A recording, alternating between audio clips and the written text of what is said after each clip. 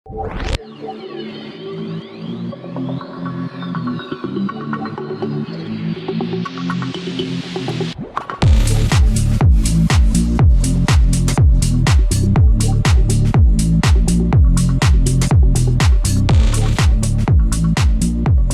guys, jumpa lagi bersama saya Ventris Mere, mahasiswa program studi Pendidikan Bahasa dan Sastra Indonesia, Universitas Flores.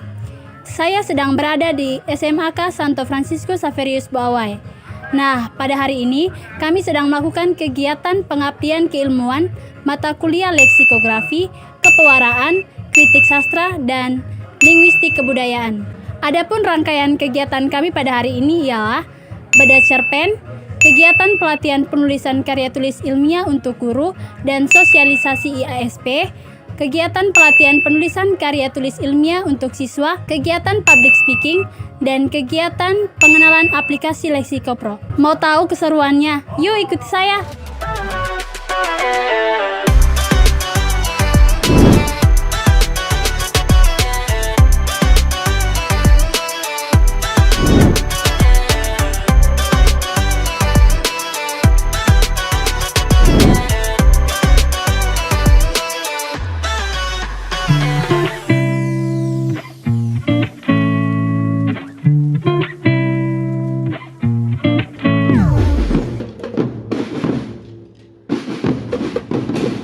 Dan juga saya perkenalkan adik-adik peserta wisuda yang manis-manis hari ini, yang sudah menghibur dengan nada-nada wisuda. Terus kami menyapa.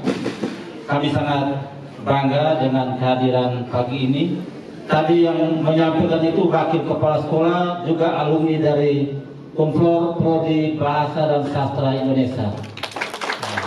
Guru Bahasa Indonesia di SMA Santo Francisco Xaverius. Yang terhormat Bapak Kepala Sekolah SMAK Santo Francisco Xaverius Buawai, yang terhormat Bapak Ketua Program Studi Pendidikan Bahasa dan Sastra Indonesia, yang kami hormati Bapak Ibu Guru SMAK Santo Francisco Xaverius Buawai, yang kami hormati Bapak Ibu dosen pengampu mata kuliah leksikografi, kritik sastra, linguistik kebudayaan dan kepewaraan, serta para dosen dan pegawai yang sempat hadir. Ya Allah, Tritunggal Maha Kudus, Bapa, Putra, dan Roh Kudus, syukur puji syukur kami aturkan kehadapan hadirat-Mu atas segala rahmat, bimbingan, penyertaan, hingga kami semua dapat berkumpul di tempat ini dalam keadaan sehat walafiat. Perkenankanlah saya mengatasnamai kita semua mendirikan hidup puja dan puji kehadirat Tuhan. Karena belas kasihannya sehingga kita semua masih diperkenankan bertemu dengan matahari pagi di tempat ini dalam keadaan sehat walafiat. Atas nama Rektor Universitas Flores dan Dekan Fakultas Keguruan dan Ilmu Pendidikan, saya menyampaikan ucapan terima kasih yang mendalam, terutama untuk institusi swasta ini yang telah berkenan menerima kami dalam rangka kebersamaan kolaboratif. Berbagi ilmu hari ini dari Umflor, dari Prodi Pendidikan Bahasa dan Sastra Indonesia, membagi ilmu untuk anak-anak saya, juga untuk Bapak dan Ibu guru. Ini satu hal yang luar biasa, tidak mudah didapat. Saya katakan secara khusus untuk anak-anak saya dan Bapak Ibu guru. Kalau Bapak Ibu guru penting karena PTK. Yang pertama, perkenalkan, nama saya Alex Patawana Dan saya Angela Ratu Konsina Lima. Jadi kita saksikan bersama tayangan mengenai profil Universitas Flores.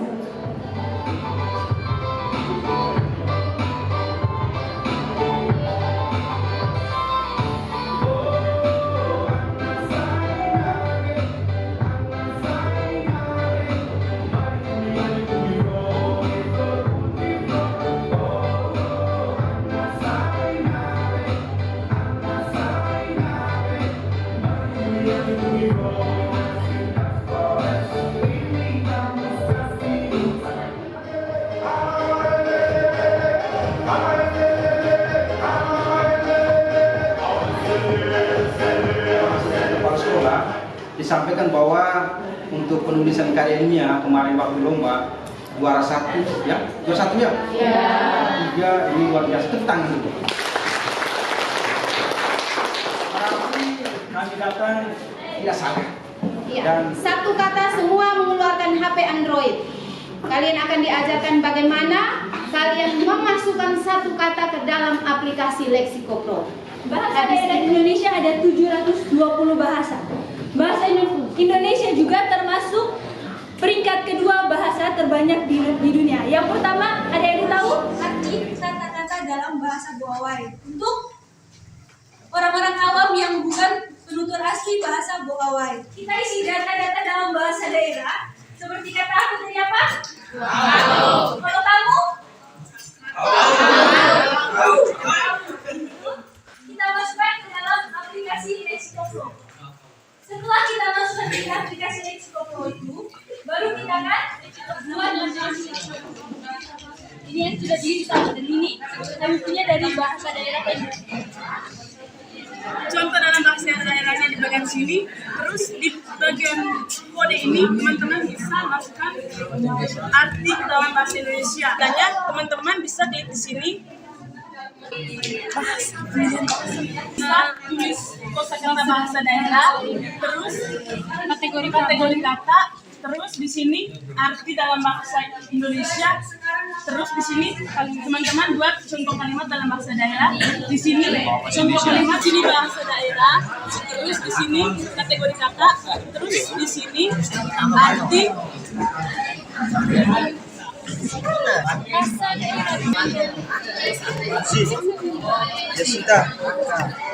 Di sini gereja ini katanya misalnya hapus yang ini, terus teman-teman bisa tentukan kategori katanya, kategori kata apa ini, kata apa nih? Apa tuh dalam bahasa Indonesia?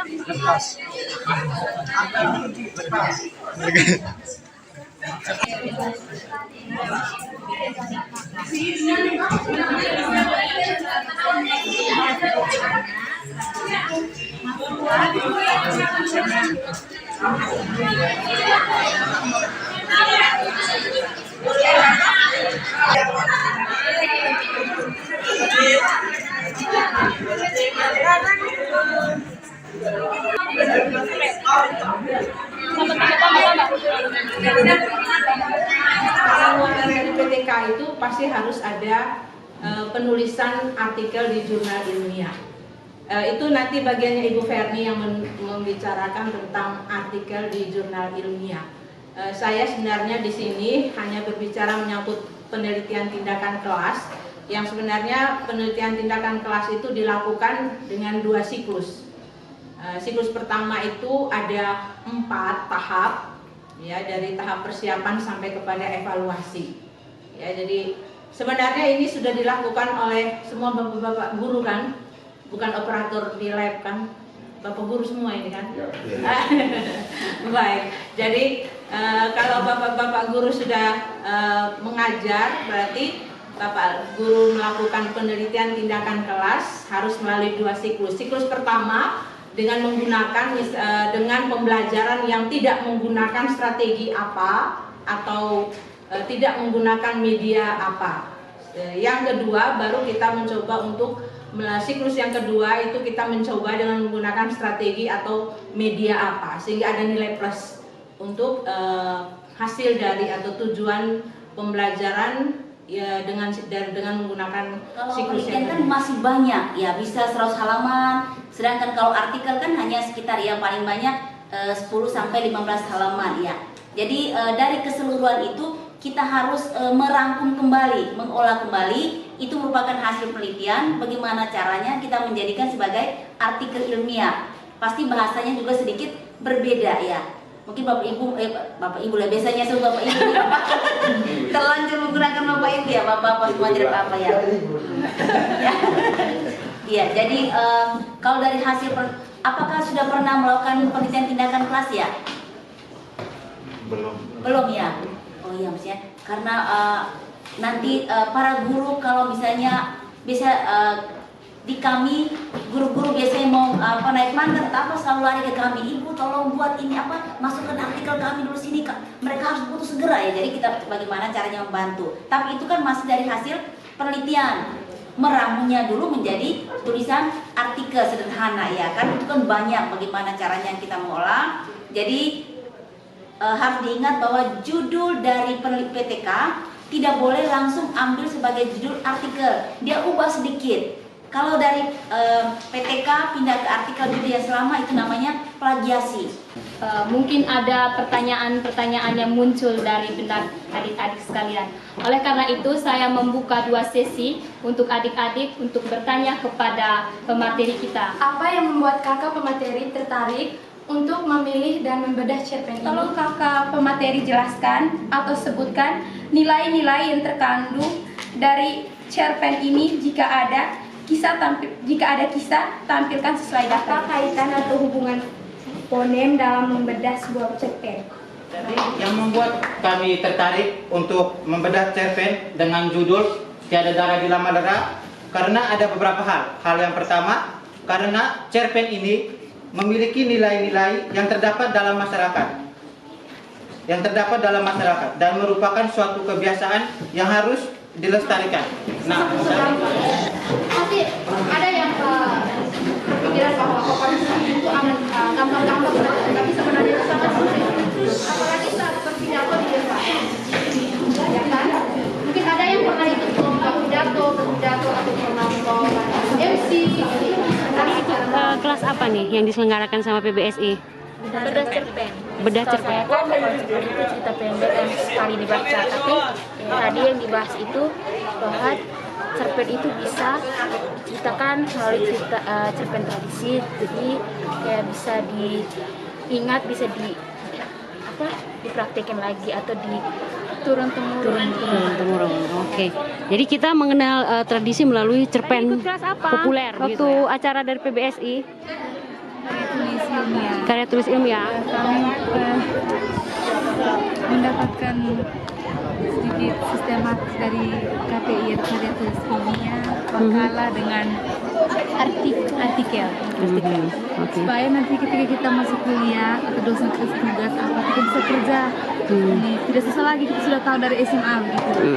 Oke, baik. Mau Uniflor datang lagi tidak ke sini? Mau. Ada bantuan juga dari dinas kan? Dinas? Iya, ada bantuan. Macam alat tahun ini dibantu dari ikat ini sudah 5 tahun ya. 5 tahun.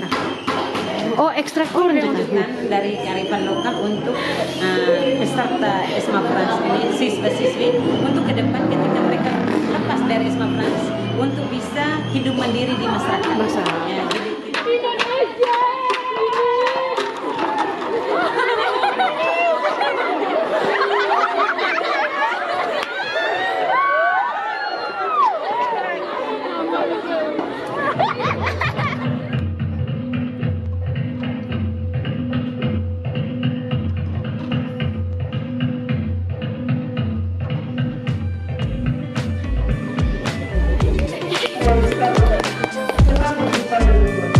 Nama